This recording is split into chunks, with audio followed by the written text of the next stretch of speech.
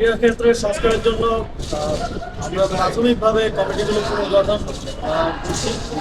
সেক্ষেত্রে ফেডারেশনগুলো আছে, 55টা ফেডারেশন আছে আমাদের। তার বাইরেও সারা দেশে বিভাগীয় জেলা এবং উপজেলা ক্রীড়া সংস্থা আছে।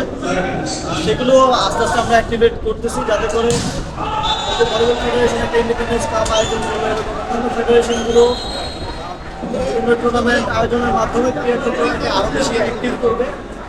একই সাথে আমাদের যে জেলা ক্রীড়া সংস্থাগুলো আছে, জেলায় বিভাগীয় উপজেলায়, তাদের মাধ্যমে তাদেরকে আমরা কাজে লাগাবো। আমরা এক্সপিরিয়েন্স হচ্ছে আমাদের জেলা ক্রীড়া সংস্থা বা উপজেলা ক্রীড়া সংস্থা, তারা কোনো ধরনের খেলাধুলা অত বেশি আয়োজন করার সাথে সম্পৃক্ত ছিল না, বেশিরভাগ রাজনৈতিক ব্যক্তিত্ব সেখানে থাকতো। তো এবার আমরা স্পোর্টস সেক্টর থেকে মানুষজনকে অগ্রাধিকার দিয়ে সেই কমিটিগুলোতে জায়গা করে দেওয়ার চেষ্টা করছি ক্যাটাগরিক্যালি, যাতে করে ওনারা লোকালি স্পোর্টসটাকে কনসেন্ট্রেট করতে পারে, প্রমোট করতে পারে। ফেডারেশনের কমিটিটা রিসেন্টলি আসলে গঠিত হয়েছে এবং এর মধ্যে ওনারা একটা টুর্নামেন্ট আয়োজন করেছেন সফলভাবে, আপনারা দেখতে পাচ্ছেন। আশা করছি যে বিষয়গুলো এই মাঝখানের সময়টা যে কয়েকদিন কমিটি ছিল না, সেই সময় যে স্থবিরতা ছিল সেগুলো কাটিয়ে উঠবে এবং এটা যখন প্রথম করেছে তখন যদি প্ল্যানটা ঠিকভাবে করা হতো তাহলে আজকে আর এই অসুবিধাটা হতো না। ফেডারেশনের দায়িত্বশীলদের সাথে আমরা এই মাত্র মিটিং করার আমাদের কথা হয়েছে।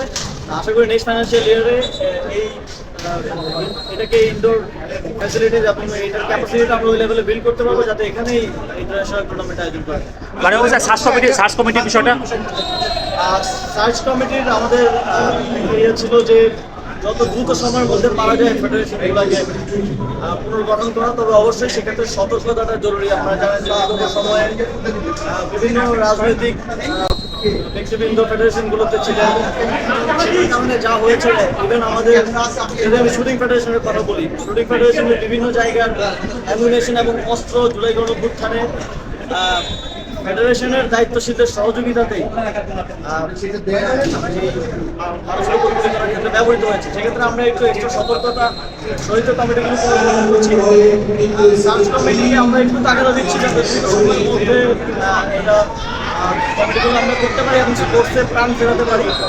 সেক্ষেত্রে সময় বৃদ্ধির বিষয়টা আমরা সার্চ কমিটির সঙ্গে কথা বলে দেখছি। বাংলাদেশের অনেক বাংলাদেশি বংশোদ্ভূত খেলোয়াড় আছেন যারা পৃথিবীর বিভিন্ন দেশে ভালো করছেন। আপনারা হামজা চৌধুরীকে দেখেছেন, শামিদ সৌম্য খেলার আগ্রহ প্রকাশ করেছেন। এটা শুধু ফুটবলে না, সবগুলো স্পোর্টসেই এই সুযোগটা আছে। আমরা কিছুটা একটা নির্দেশনা দিয়েছি যে এটা অ্যাসেসমেন্ট করে তাদেরকে কীভাবে বাংলাদেশে নিয়ে আসা যায়, বাংলাদেশের স্পোর্টস উন্নতি করা যায়। তবে এটা কোনো স্থায়ী সমাধান না। স্থায়ী সমাধানটা হচ্ছে আমাদেরকে প্লেয়ার তৈরি করতে হবে, আমাদেরকে একেবারে প্রান্তিক পর্যায় থেকে সম্ভাবনাময়ী ট্যালেন্টগুলোকে হ্যান্ড করে নিয়ে এসে তাদেরকে প্রপার যে ফ্যাসিলিটিস এবং প্রপার ট্রেনিংয়ের মাধ্যমে তৈরি করতে হবে। ওইটা হচ্ছে স্থায়ী সমাধান। তবে আমরা অবশ্যই যারা বাংলাদেশের বংশোদ্ভূত বিভিন্ন দেশে ভালো করছেন তাদেরকে বাংলাদেশে নিয়ে আসার সুযোগটা হাতছাড়া করতে চাই।